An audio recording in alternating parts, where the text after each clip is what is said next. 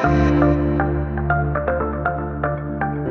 welcome back guys. Matt here from myrawintuition.com. Hope you're all doing well out there today. This video is going to cover 5 dietary guidelines to help you succeed on a raw vegan diet. And these are topics that I touch on in my brand new book, the 21-Day Raw Transformation Program. My brand new book that is now available in the Ultimate Raw Vegan Bundle going on right now. You can check that out in the link in the description box down below.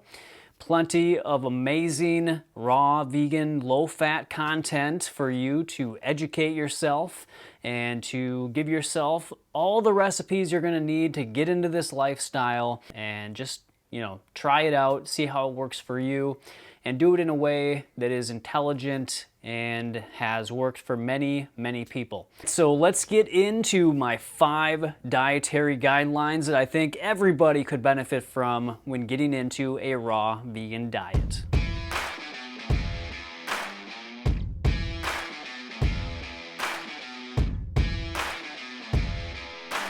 All right, so let's get started here. Now, one of the things that I wanted to do with my new book is to give people a really solid foundation of how to build and design their diet in a way that would lead to long-term success. It's things that I have myself implemented in my own diet, and it has worked really well for me. And so I really want to share this with you guys so that you can have the best chance of succeeding yourselves. All right. So the first guideline that I like to go by is one that you've heard me talk about before, and that is keeping it low fat. So somewhere between 10 and 20% of calories coming from fat is what I have found to work the best for me and the people that I have worked with. And so one of the things that people don't realize is how much fat they're actually consuming. So a great way to determine just a general, estimate of how much fat you're consuming is to use the free website chronometer.com. That is a great resource that anybody can use, and all you got to do is put in everything that you eat, and it'll list out and break down all your foods into, the different nutrients and macronutrients, so you can kind of get an idea of what your diet is composed of. Now, it's just a general, guideline. Don't take it as exact because it's not going to be perfect, but it does give us just a good glimpse into, a ballpark number of what we are consuming. And so that is something that I do recommend people take advantage of, especially early on, to just get an idea of where you're at. All right, so once you have determined your level, your percentage of fat content in your diet, then you can start working on making adjustments and finding ways to get down into that 10 to 20% range. So everybody's going to be a little bit different. What works for me may not necessarily work for you. So another thing that I really emphasize in my book is to make this an individualized plan. You have to tailor this to your own unique situation and circumstances and what works best for you. All right, so I'm not going to tell you to do it exactly like I do it. I'm just going to give you some suggestions on what has worked for me, and you can see if it works for you as well. All right, so that again is going to be my first dietary guideline, is to keep it low fat, meaning between 10 and 20% of your overall calories coming from fat. All right, so the next guideline that I like to go by is to be omega conscious. All right, so we're not just looking at the amount of fat that we're eating, but also the types of fats that we're eating. So in the book, I talk about your omega fatty acid ratio score, or OFAR score. This is just pertaining to the amount of omega-6 versus the amount of omega-3 that we're getting. And from the research, it looks like anywhere from 1:1 to 4:1 omega-6 to omega-3 is a good ratio to be in. Now, most people eating a standard American diet are getting somewhere like 28:1 or even more than that, omega-6 to omega-3. And so the significance of this is that omega-6 are pro-inflammatory fatty acids, and omega-3 are anti-inflammatory omega fatty acids. All right, so both are important. We need both pro and anti-inflammatory mediators in our body. We just want to make sure that we have them in the right balance so that our body can maintain an appropriate level of inflammation if it is needed. All right, so when we look at the types of omega fats that we are consuming, the omega-3s are going to be more found in things like chia, flax, hemp seed, walnuts, and leafy green vegetables. Omega-6 fats are going to be pretty much everything else. So sesame seeds, almonds, pistachios, cashews, those sorts of things are going to be omega-6.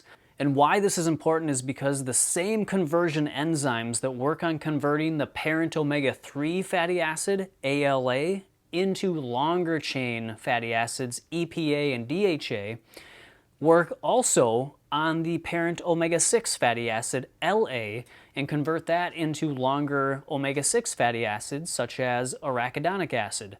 We want to just make sure that we are giving our body the optimal opportunity to convert ALA into EPA and DHA. Because when we are eating a diet that is predominantly omega-6, that's going to crowd out some of the opportunities that those enzymes have to work on the omega-3 and create our important EPA and DHA. So that is one of the reasons why I just promote the idea of including a little bit, maybe a teaspoon or 2 teaspoons of chia or flax into the morning smoothie so that we're getting a good source of omega-3 early in the day before we get any more concentrated sources of omega-6. And that way those conversion enzymes have more of an opportunity to work on converting that ALA into EPA and DHA. All right, so that is why I think it is important to be omega conscious. We want to make sure that we're getting a good balance of omega-6 to omega-3, and we can do that by sticking to whole foods. That's really important, is to stay away from things like oil, because a lot of the oils people are consuming are coming from processed foods, and even just other oils that people use are usually high in omega-6. Stick to whole foods and get in a good amount of dark leafy green vegetables, maybe some chia or flax seeds or hemp seeds. If you're going to eat nuts, walnuts are they have a great ratio of omega-6 to omega-3. Now, just eating whole foods in general is going to really help you to balance that out anyways. So the flax and the chia are really just kind of an insurance thing where it's just going to help you create a little buffer in there to help you make sure you're meeting that optimal balance of omega-6 to omega-3. All right, my third dietary guideline, and this is the last dietary guideline that relates to fat, but it is fats after 4. All right, so I think eating fats after 4 o'clock is a great guideline to go by because it helps us to ensure we are eating our foods in a sequence that promotes optimal digestion. So when people eat a big fatty breakfast or lunch and then they try and have fruit or some other faster digesting food after, that leads to gas and bloating and some discomfort. And so making sure that you keep your fats later in the day for dinner after 4 o'clock and eating the faster digesting foods earlier in the day for breakfast and lunch, that is going to help you make sure that you avoid causing any sort of food combining problems when it comes to the transit times of the different foods that we are consuming. All right, so eating high water content fruits and vegetables in the first half of the day, and then have their salads and vegetables and fats in the second half of the day after 4 o'clock. Right, so that is going to help us keep those faster digesting foods out in front and allow them to go on unimpeded, and then you put in the fats in the salads after that. And so it all just works really nicely when you do it that way. And so I hope that is something that can help you if you are somebody that has been dealing with any sort of gas or bloating or any other digestive issues. All right, my next guideline that I like to follow is fruits first, salads second. All right, so this might sound very similar to the last guideline that we just talked about, and it is, but this one is more referring to people that like to have a salad for lunch, and a lot of times they will have fruit with the same meal.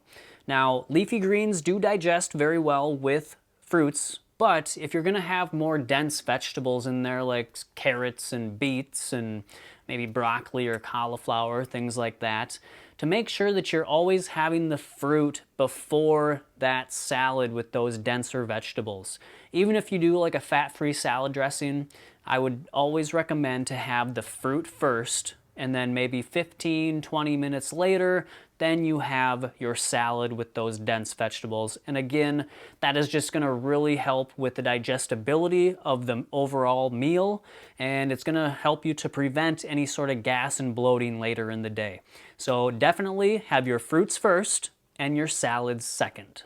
And the fifth guideline that I wanna talk about in this video is to eat it ripe or go on strike. All right, so that is just my way of saying to eat fruit when it is ripe. It is so important because when we are not eating ripe fruit, it is not as nutritious, it's not gonna digest as well, and it is just less enjoyable. So if we want to succeed long-term on this diet, especially a fruit-based diet, you gotta make sure you're getting the best quality, ripest fruit that is available. So before you go out to the supermarket, do just a little bit of research and just see how to tell when different fruits are ripe. So everybody knows the banana starts to get spotted when it's ripe.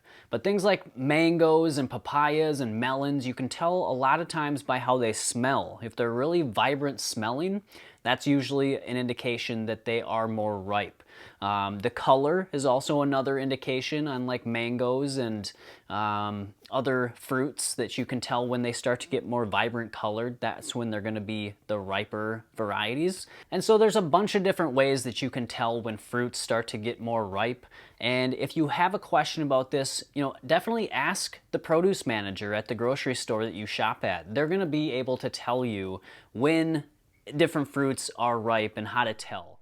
One caveat when it comes to picking ripe fruit at the grocery store: for some fruits like bananas, avocados, and mangoes, you'll want to make sure that you're buying some at various stages in the ripening process, so you'll have a nice rotation of fruits that are reaching peak ripeness at different times, so you don't end up with a bunch of fruit that is really ripe that you're not able to eat all at one time. So for example, pick some bananas that are greenish yellow, some that are fully yellow, and some that are just getting spots. That way you'll always have deliciously ripe fruit that you can enjoy, and you'll have much less spoilage. And so that's just another way to make sure you're getting the best, most delicious fruit that is available to you, and that's going to make just the entire diet and lifestyle more enjoyable. Because if you're not enjoying the taste and the flavors of the foods that you're eating, you're not going to want to stick with it. So getting ripe fruit is so important for long-term success. So those are 5 dietary guidelines that I have used myself over the last 11 years to make this diet and lifestyle enjoyable and sustainable. And so I hope you got something out of this and you will implement some of these guidelines into your diet so that you can enjoy benefits just like I have. All right, so if you have any questions, leave them in the comments box down below.